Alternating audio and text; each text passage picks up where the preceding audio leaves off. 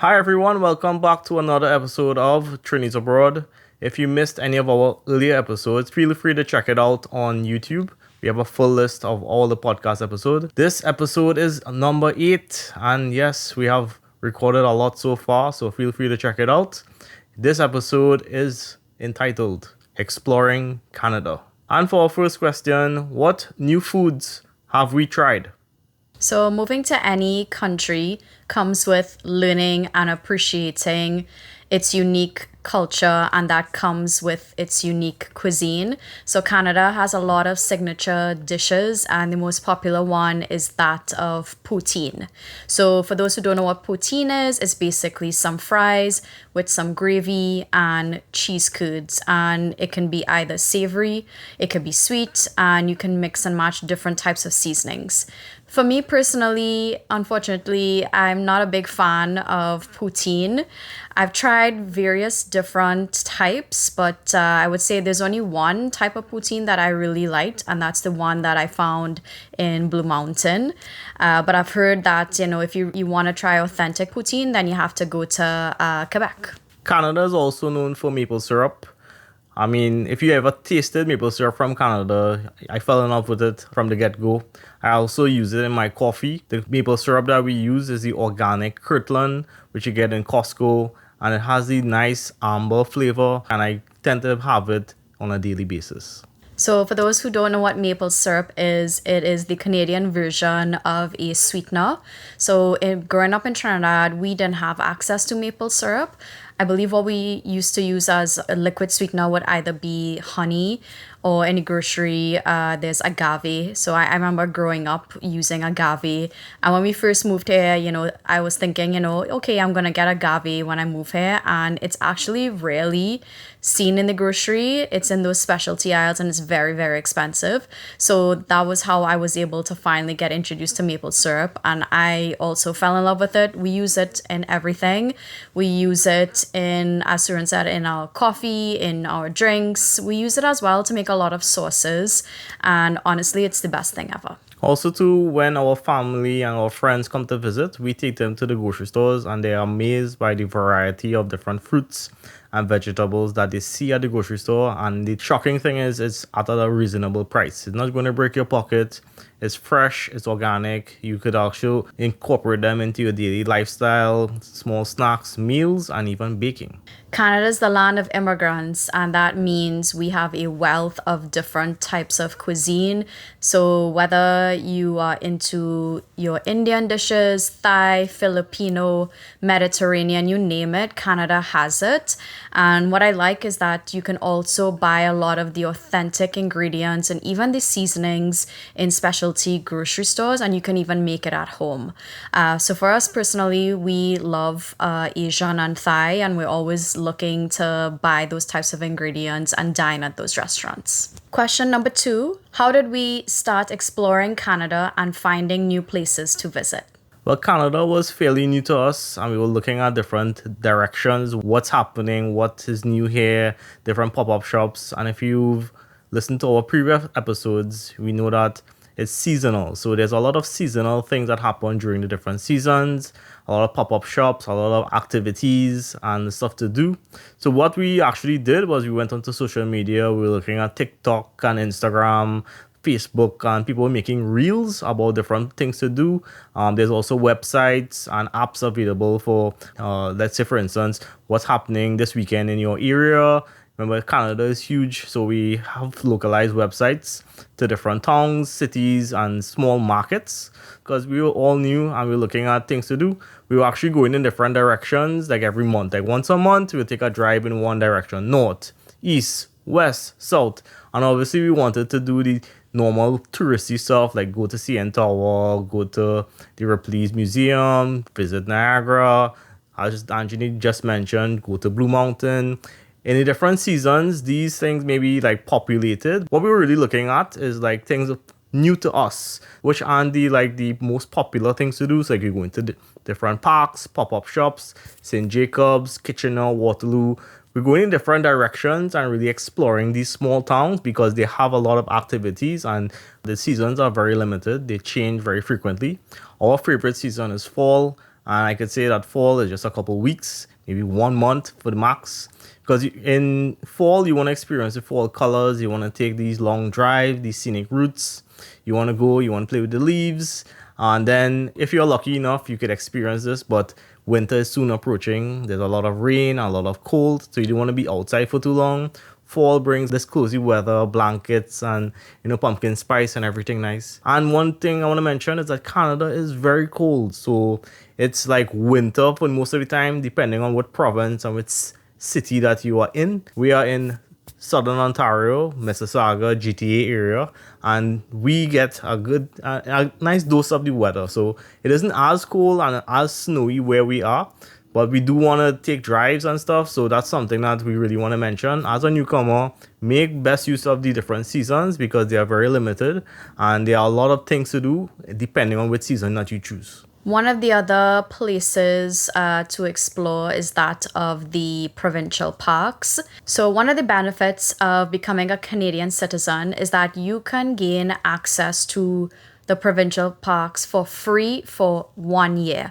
And we found this out again through social media. And there's an app called the Canoe app. So for any new Canadian citizen, download this app. You get free access to the provincial parks, as well as you get discounts to other types of landmarks and historic places such as like museums. But it's a really great way to explore more about your city and your province. Okay, now on to question number 3. What are some of our favorite spots to visit so far?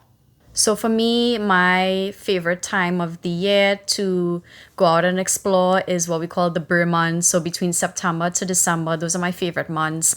And obviously, you know that I love fall.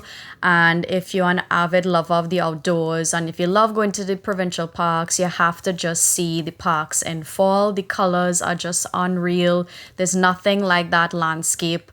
And for me personally, I always like to visit a different fall farm. I always like to try something new.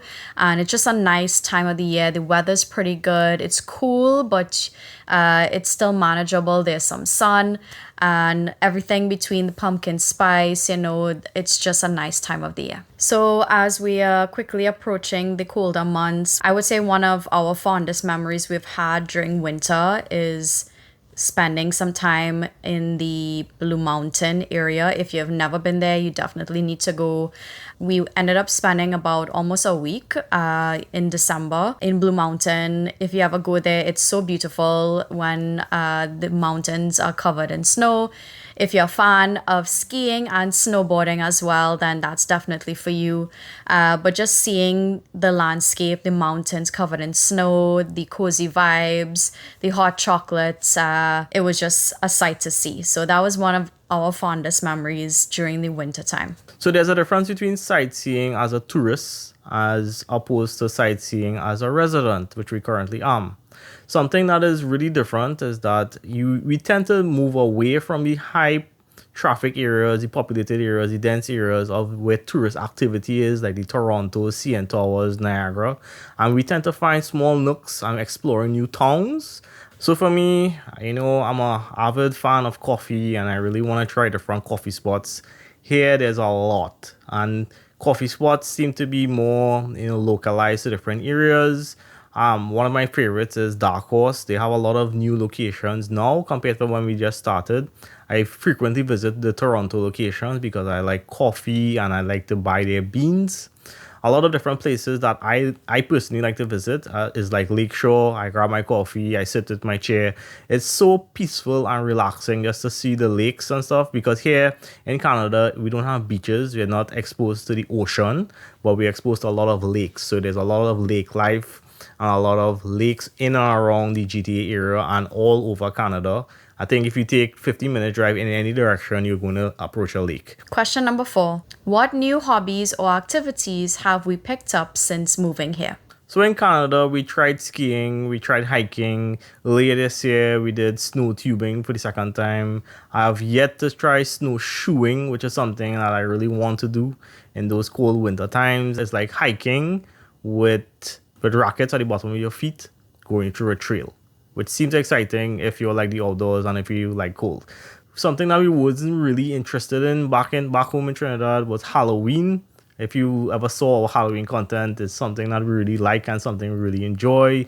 Even the festive times of giving out treats, and it's something that it really brings joy to us decorating, and it also allows us to share our content of our experience living here in Canada. A lot of people were excited to see our content because it wasn't something that they actually knew that Canada had, giving you that first-hand experience of living through the eyes of us, being, let's say, in Trinidad, or even like in the Caribbean, or even in UK, or even all over the world. As a new immigrant coming to a new country, we really want to give that experience to newcomers and, shed light on what Canada has to offer through the eyes of someone experiencing it for the first time. Okay, now on to question number 5. How has Canada changed what home feels like for us? Home is what you make it to be. Leaving your home that you were born and raised in to move to another country is not an easy decision. And I think you have to also accept that moving to a new country, it will never be the equivalent of that of your home country. But you need to make it into the best home that you can be. You have to learn to adapt. Sometimes it involves making sacrifices. But if you're able to overcome that and you're able to still find peace in all of that, then I would say that you could make that country your home. You can't compare Trinidad with Canada.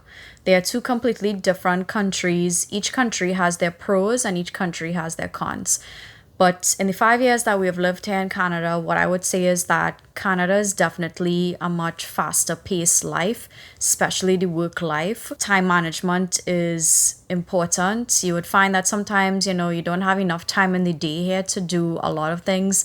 And definitely, daylight savings does make a difference in terms of your routine. But for what it's worth, Canada is definitely a much quieter life outside of work.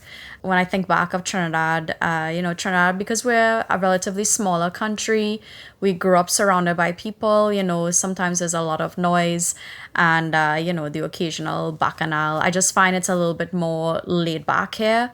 Again, I feel more at peace here, and I feel like the older you get, you want more peace. You're looking for less stress. And I would say that's what Canada has given us over these years. And that brings us to the end of today's episode. I really appreciate you making it all the way through. If you want to check out our past episodes, feel free to check it out on YouTube, where it has a full playlist. You could also check out this podcast, which is available on Spotify, Apple Podcasts, and Amazon Music. Feel free to check out our new Instagram page dedicated to Trinis Abroad. Please feel free to like, subscribe, and comment to this YouTube channel.